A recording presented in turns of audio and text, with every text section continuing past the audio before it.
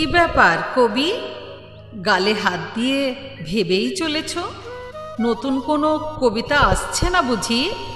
না, আসছে না। একটা অস্থির ভাব উড়ে উড়ে বেড়ায় মেঘের মতো। ঘন হলে মেঘ, তবেই না বৃষ্টি নামে। এতে হতাশ হবার কিছু নেই, সব কবিদেরই এটা হয়। রবিরও হতো। এটা সাময়িক, কবিতার জন্ম লাভের জন্য। আনন্দ আকাশ চুম্বী হতে হয় বা যন্ত্রণা গভীর হতে হয়।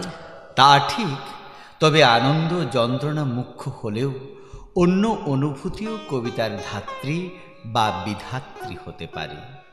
কিন্তু আজ আমার কি যে হয়েছে, এক কলমও লিখতে অপারগ আমি। নাকি লুকিয়ে রাখছো কিছু? মনের ঘরে কোনো রাজকন্যা কি উঁকি দিয়েছে? ডুবে ডুবে জল খাচ্ছ, তাই তো? রসিকতা আপনি করতেই পারেন, তবে সেরকম কিছুই নয়। আসলে আমি এক আশ্চর্য সংকটের মাঝে দাঁড়িয়ে আছি। আমায় বলো, কি সংকট? তোমার সব সমস্যার সমাধান আমার হাতের মুঠোয়। একটা পান খাবে?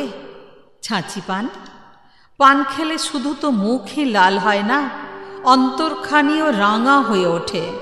আচ্ছা দিন। আপনি পানটা কিন্তু বড় সুন্দর সাজেন, হাতে আপনার জাদু আছে। শুধু হাতে, চোখে নেই? তা আবার নেই। ওই চোখ একবার যে দেখেছি, আমৃত্যু তার মনে জেগে থাকে ওই চোখের মায়া। কিন্তু কিন্তু পান খেয়েও গান জাগছে না প্রাণে। বেশ, এই আমি তোমার মাথার চুলে বিলি কেটে দিচ্ছি। দেখবে দল বেঁধে আসবে কবিতার দল, স্বপ্নভঙ্গ হবে নির্ঝরের। কেন চুলের প্রতি এমন অযত্ন? মনে হচ্ছে কতদিন তেল পড়েনি মাথায়। জানি স্নেহের কাঙাল তুমি, মাকে হারিয়েছ কোন ছেলেবেলায়। নাও আমার স্নেহের সবটুকু তুমি নাও। জীবনে পেয়েছি আদেশ, নির্দেশ, উপদেশ, প্রহরা, নিরাপত্তা। পাইনি আদর, স্নেহ, মমতার পরশ তেমন করে। ফাঁকি দিয়ে ভর্তি জীবনের যে পাখিটি এসেছিল, ভরে দিয়েছিল জীবন সুধারসে, তাকে আজ বিদায় জানাবার আদেশ এসেছে। তাই বুঝি এত চঞ্চলতা? এক কাজ করো, বেশি না ভেবে আমাকে নিয়েই লেখো। ধরে নাও আমি সেই পাখিটি। একদিন আমার আকাশ ছিল আলোতে আলোকিত, তারপর একদিন আমার আকাশ ডুবে গেল নিশ্ছিদ্র অন্ধকারে। সব হারিয়ে আমি যন্ত্রণায় নীল হয়ে গেলাম। এত বেদনা আমার মতো তোমাকে আর কে দিতে পারে কবি? আমার চোখের দিকে তাকাও, দেখো পুঞ্জীভূত হয়ে আছে অনন্ত বেদনা। নাও আমার বেদনা নাও, আর সেই বেদনার হলাহল তোমার হৃদয়ের ছোঁয়ায় হয়ে যাক অমৃতের স্রোত। মাফ করবেন, মাফ করবেন কাদম্বরী দেবী। আপনাকে নিয়ে আর কিছু লিখব না, কেননা আপনাকে নিয়ে এত লেখা হয়েছে যে যাকে বলে রবি আর বৌঠান বিষয়টা ক্লিশে হয়ে গেছে অনেকের কাছে। তাই এটা নেহাত একঘেয়ে। কেউ আর আপনাদের ব্যাপারে আগ্রহ দেখাতে চাইছেন না। আবার অনেকের কাছেই আপনাদের বিষয়টা পরকীয়ার, তাই অস্বস্তিকর। অনেকে এত আপত্তিজনক কথা বলে, কানে শোনা পাপ। আমাদের দেশের মানুষ খুব বেশি সভ্য কি হয়েছে? অসংখ্য মানুষের মনে এখনো প্রাচীন যুগের অন্ধকার। বলো কি, এই রকম ব্যাপার?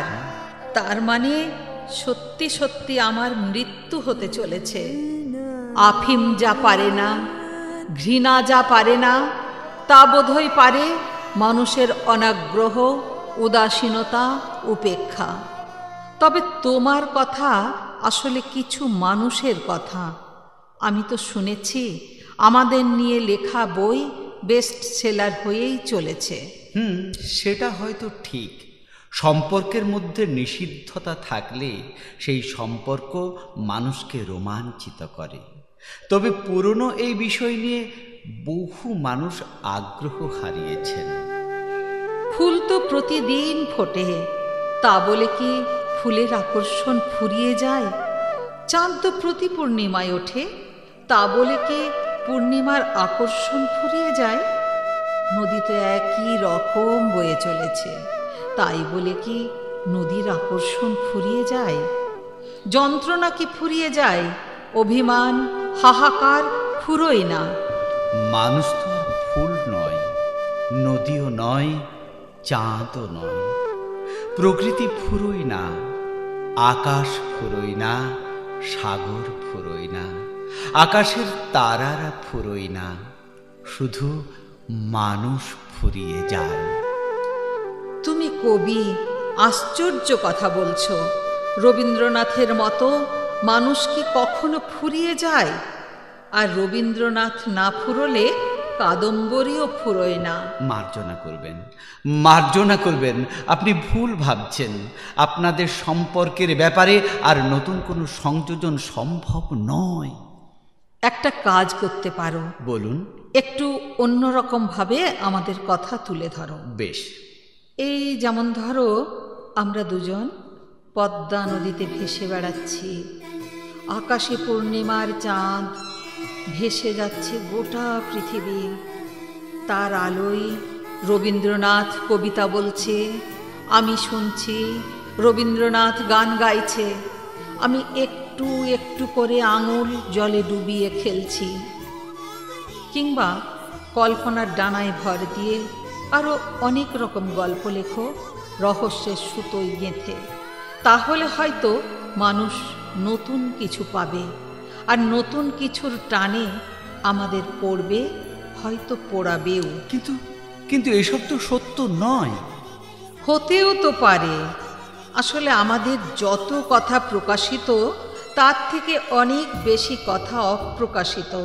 সেসব আজ আর কেউ জানে না, জানেন একমাত্র বিধাতা পুরুষ।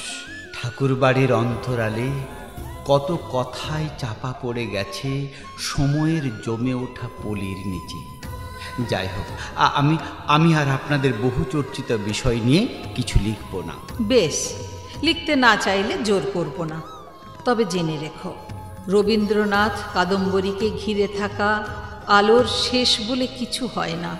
এ এক আশ্চর্য আলো, যে আলো ভাসাতে জানে আনন্দ স্রোতে, যে আলো রূপকথার জন্ম দিতে জানে, যে আলো লিখতে জানে অনন্ত বিষাদের কাব্য।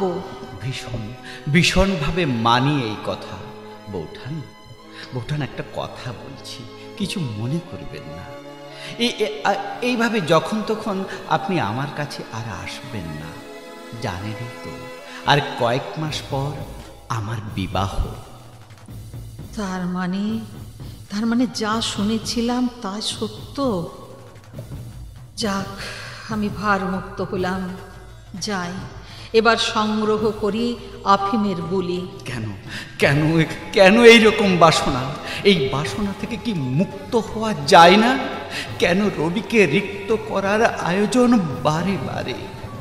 আশ্রয়হীন হয়ে মানুষ বাঁচতে পারে না কবি। একটা আশ্রয় তার চাই।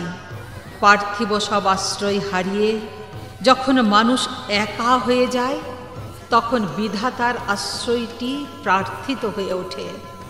তোমাকে আমি দোষ দিই না, কাদম্বরীর এটাই চিরকালের ভবিতব্য। ভালো থেকো কবি।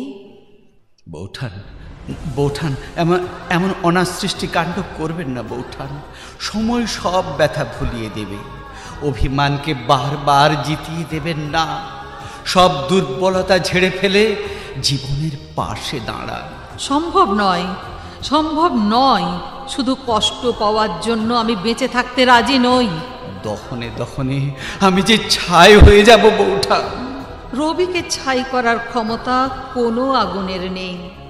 তবু এতই যখন আশঙ্কা, আমি দিয়ে যাব তোমায় আমার দুটি চোখ। বৌঠান। ছাই সরিয়ে তারা তোমায় ফিনিক্স পাখির গান শোনাবে। বেশ, তবে আপনার চোখ দুটি আমায় দিয়ে যান।